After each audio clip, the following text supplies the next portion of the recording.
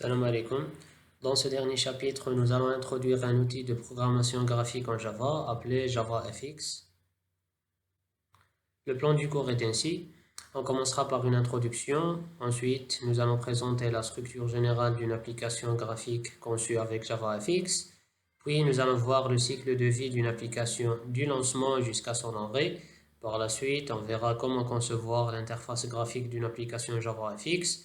Et nous conclurons par le mécanisme de gestion des événements. JavaFX est une bibliothèque open source qui permet aux développeurs Java de concevoir des applications avec une interface graphique connue en anglais par Graphical User Interface.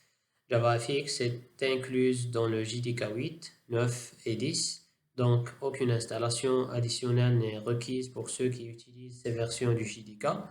Cependant, elle a été séparée du JDK à partir de la version 11.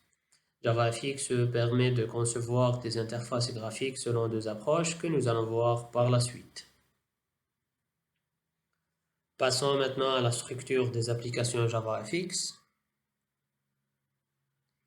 Une application JavaFX est composée d'un objet stage. Le stage contient un ou plusieurs objets scènes, dont chaque scène est composée d'un ensemble d'objets élémentaires appelés nodes. Dans les slides qui suivent, nous allons détailler ces composants. L'objet stage représente la fenêtre principale de l'application JavaFX. Il contient un ou plusieurs objets scènes, mais uniquement une seule scène est visible à la fois.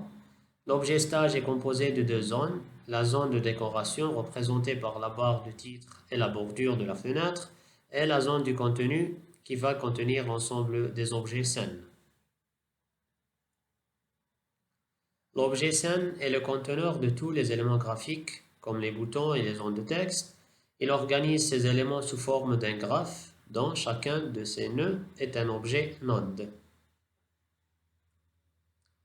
Finalement, on trouve l'objet node, qui est l'élément de base des interfaces JavaFX. Il est défini par la classe javafx.scene.node, qui est la classe mère de tous les éléments graphiques. Les objets nodes, selon leur emplacement dans le graphe de scène, ont trois types: racine, branche et feuille. Maintenant, on va voir le cycle de vie que suit une application JavaFX.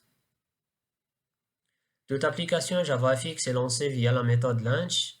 Ensuite, elle passe par trois méthodes: init, start et stop.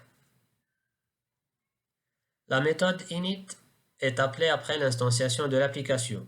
Elle dispose d'une implémentation par défaut, donc il n'est pas obligatoire de lui faire un appel explicite. La méthode start sert à créer les composants graphiques ainsi que le traitement principal de l'activité graphique et la gestion des événements.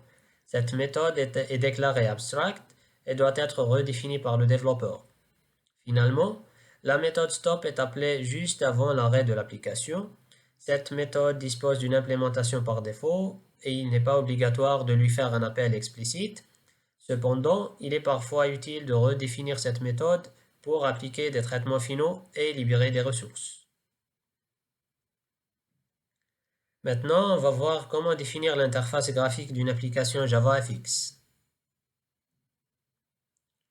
L'interface graphique d'une application JavaFX peut être créée suivant deux approches. L'approche code, c'est-à-dire en programmant l'interface en Java, et l'approche FXML qu'on va voir dans ce qui suit.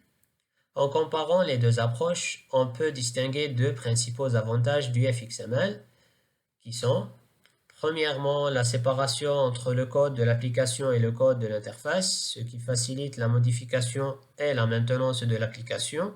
Et deuxièmement, lors de l'utilisation du FXML, il est possible de générer l'interface avec un outil graphique qui permet de glisser et déposer les composants, ce qui facilite davantage la création de l'interface. Le FXML est un format de données basé sur XML. Il permet de décrire l'interface graphique pour les applications JavaFX. Dans cet exemple, on a défini un composant appelé VBox qui sert à aligner son contenu verticalement. Ensuite, on a déposé deux labels. Chacun contient un texte spécifique. Un des avantages du FXML par rapport à l'approche code, c'est la possibilité d'utiliser un outil graphique pour générer l'interface. Scene Builder est un des outils graphiques de création d'interface pour les applications JavaFX. L'utilisateur peut glisser, déposer les éléments et le code FXML lui sera généré automatiquement. Finalement, nous allons voir comment gérer l'interaction de l'utilisateur avec l'interface graphique. Les événements sont toute action intéressante pour l'application, comme les clics-souris, les boutons appuyés, etc. Toutes ces interactions utilisateurs avec notre application JavaFX est gérée par la classe javafx.event.event et toutes ses sous-classes.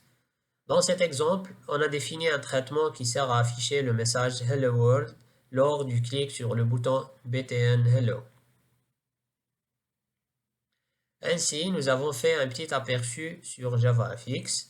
Pour plus de détails, il faut se référer à la documentation et s'entraîner à pratiquer du code avec les exercices d'UTP.